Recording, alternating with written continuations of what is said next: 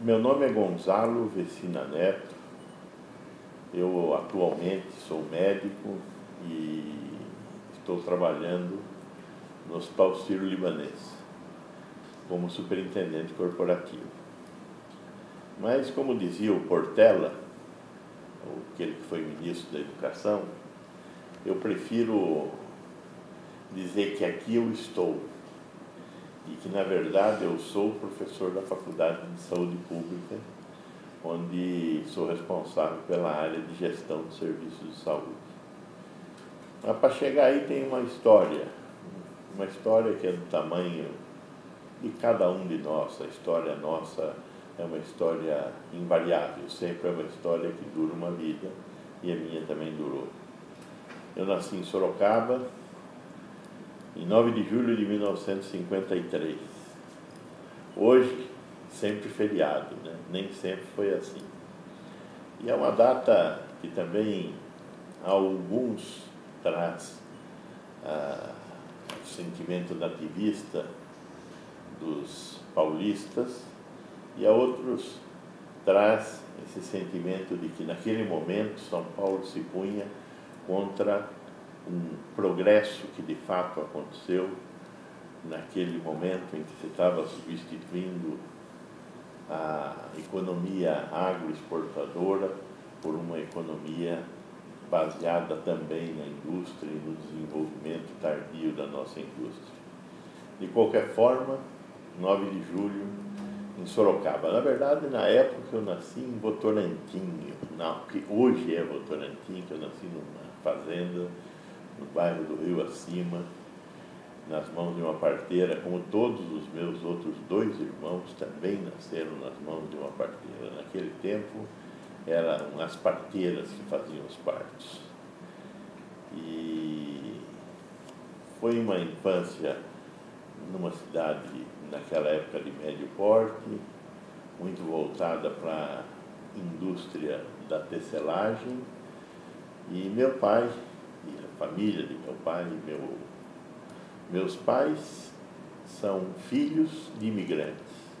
Meu pai, filho de um imigrante que veio da cidade de Albacete, na região de Mancha, na Espanha. E minha mãe, filho de um imigrante também espanhol, vindo de Granada, na Andaluzia espanhola. São as duas brasileiras, mas os avós são os dois espanhóis.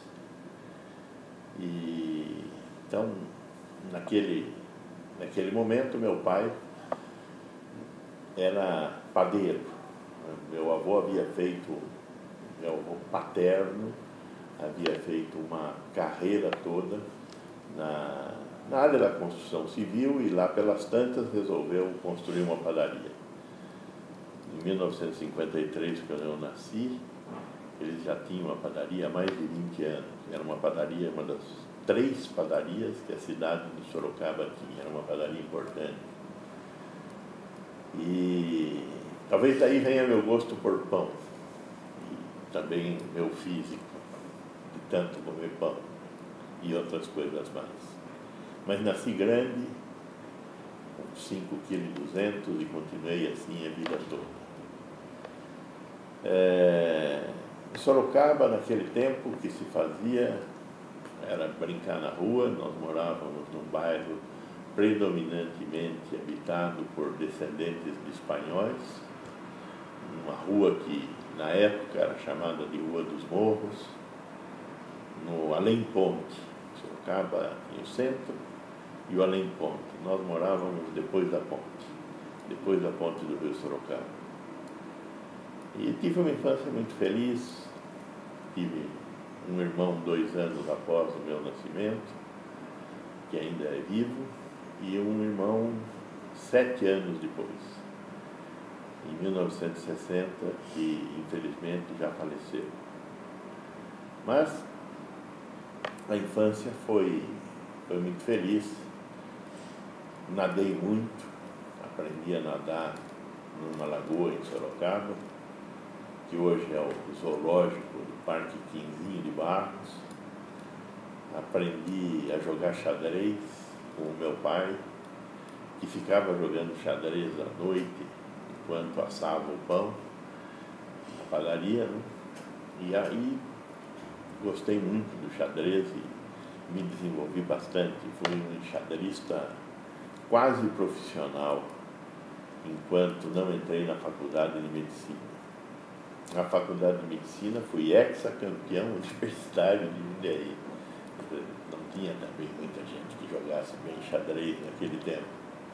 De qualquer forma, esporte era xadrez e, eventualmente, natação e também o futebol de salão no final de semana com os jogadores do clube de xadrez. Foi um tempo interessante, porque também nesse momento, por causa do clube de xadrez, onde existia uma pequena célula do Partido Comunista Brasileiro, também fui levado a me filiar ao Partido Comunista Brasileiro em 1969, onde fiquei até 1982. E acho que essa militância foi uma militância também importante. O Partido Comunista Brasileiro, dentre os partidos que estiveram à margem da lei neste país, sempre foi o que teve um olhar mais amplo e uma expectativa de alianças maior e foi menos sectário do que a maioria dos outros partidos de esquerda. E talvez um pouco disso eu tenha conseguido aprender ao longo desses anos, da importância da estratégia, da importância de pensar amplo e pensar com o maior número possível de aliados, para se atingir o objetivo e depois, então, selecionar caminhos melhores. Isso tudo é um pouco do jogo da vida e é um pouco do jogo de xadrez que a gente foi vivendo.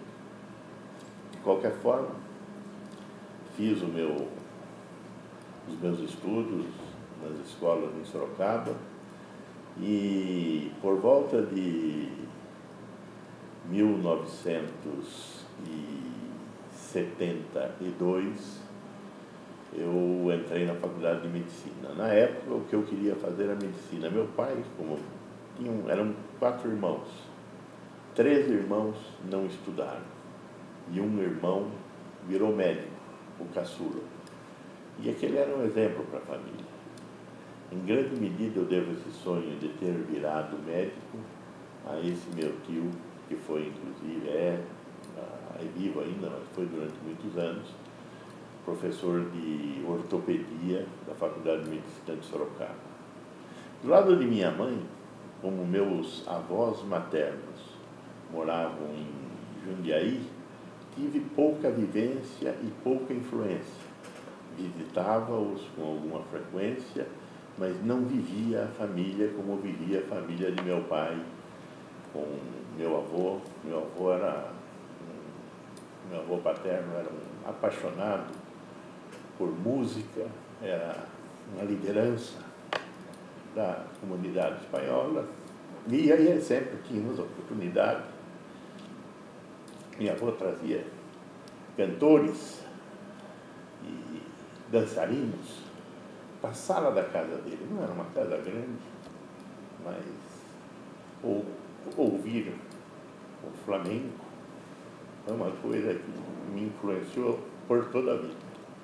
Aquela música espanhola cantada com o fundo da garganta.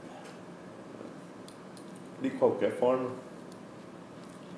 o meu avô morreu em 1960, no mesmo ano que nasceu meu irmão caçula.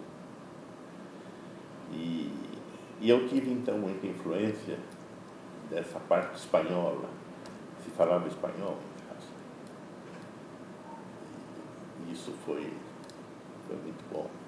Mas, a partir de 1969, então, já comecei a pensar no que ia fazer, e essa influência veio através desse meu tio caçula, e eu fui fazer medicina.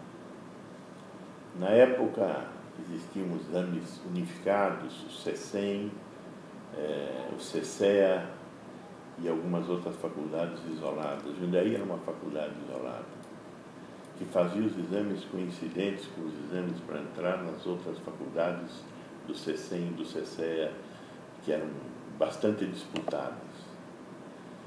E eu resolvi escolher Jundiaí porque não estava tão bem preparado assim. E consegui, no meu primeiro exame vestibular, mesmo sem ter feito cursinho, para a preparação da escola do terceiro colegial, né, entrar em medicina em Jundiaí em 1972. Também em 1971 comecei a namorar aquela que foi a minha esposa, com a qual casei em 76, e ficou 34 anos comigo. E já faleceu, há 2 anos.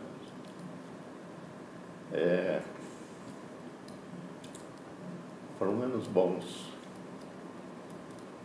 os melhores de minha vida na universidade. Anos de aprendizado e anos de construção daquilo que eu pensava da vida e queria. Foram anos difíceis, porque foram os anos mais duros da Revolução de 64.